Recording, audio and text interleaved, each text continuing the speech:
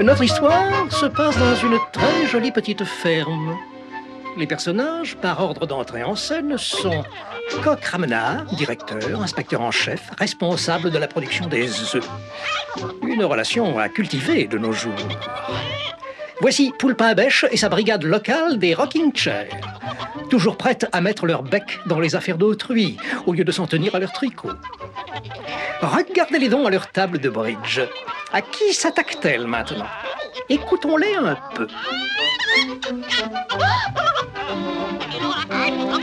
On jurerait une vraie réunion mondaine. Les voilà maintenant au salon de coiffure de Madame Poulette, se faisant administrer un rinçage au henné. Celle-ci, c'est Dinde Cancanière et sa confrérie. Toute la journée, elle statue sur ce qui est bien ou mal. Maintenant, un élément capital du groupe, le chef des fanas du swing, un bel échantillon de l'agent ailé.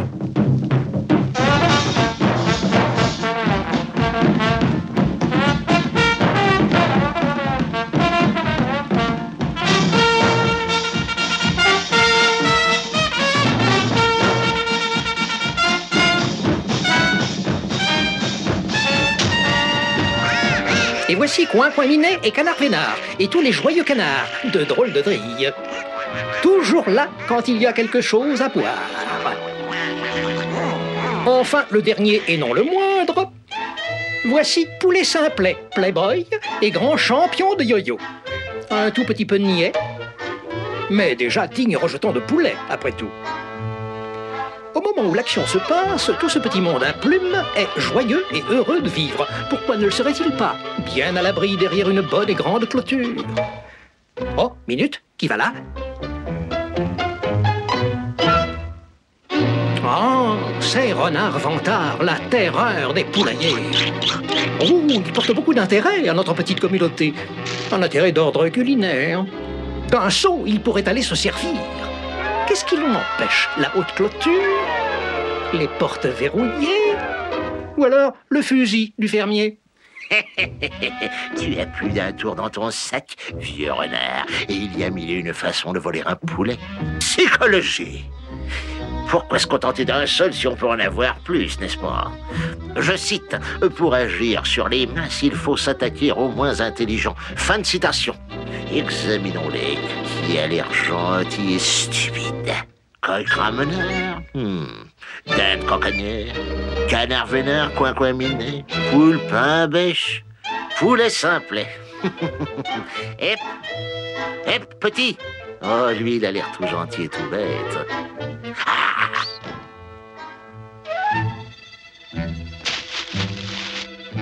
Je cite, quitte à mentir, ne vous contentez pas d'un petit mensonge, faites-en un grand. Fin de citation.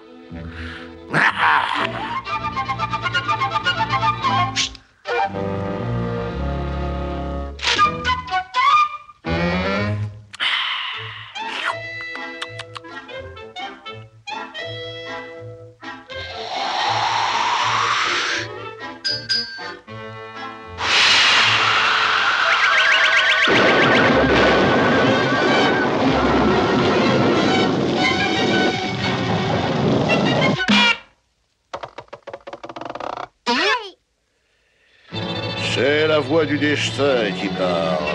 Le fer, le feu, la foudre, le ciel s'effondre. Il vient de te frapper sur la tête. Maintenant du calme. Ne t'affole pas. Sauf petit peu.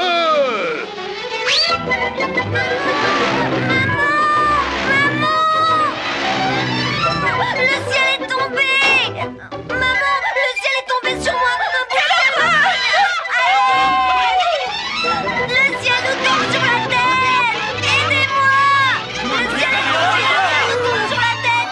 Voilà ce qui s'est passé, vous savez, c'est arrivé comme une trombe en non-éclair! Oh mon Dieu, quelle horreur! Mais qu'allons-nous faire? Nous allons tous mourir! Voyons, quel est donc ce raffut? Tout ce bruit et ces plumes! Il est arrivé une chose terrible! Un bout de ciel m'est tombé sur la tête! Oh, un bout de ciel? Quelle absurdité! Ce n'est qu'un morceau de bois!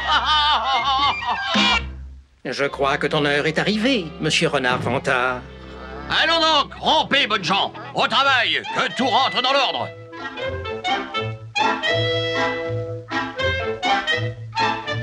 Ah, il se croit fort. Je vais l'arranger. Voyons voir ce qu'ils disent. Nous y voilà. Je cite. Il nous faut ébranler la foi des masses en commençant par leur chef. Voyons, je suppose que Coq-Ramnard sait de quoi il parle. Oh oui, tout au moins, il devrait le savoir. Mais enfin, mes amis, imaginez qu'il est tort. Il n'est pas infaillible et si parfois il se trompait, nous serions tous tués.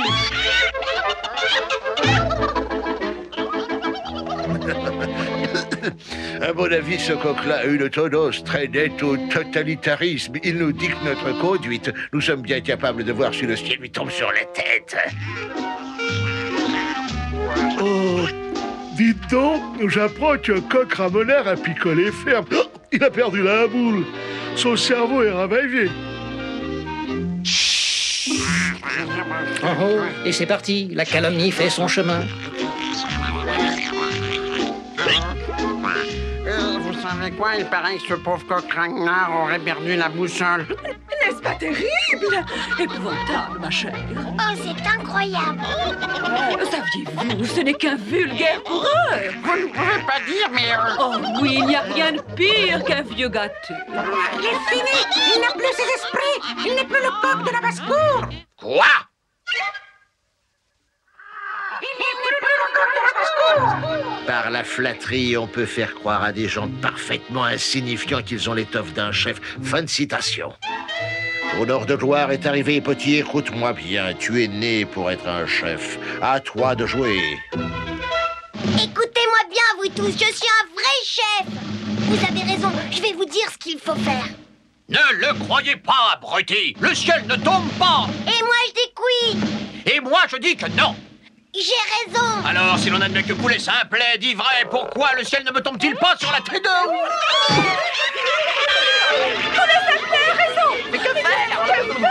Mais tu dois faire quelque chose pour nous. À la cave.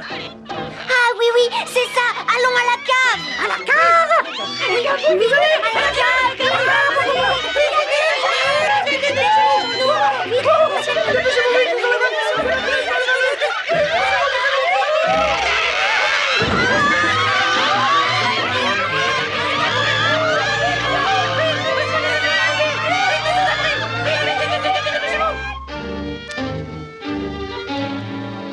Ah, le dîner est servi.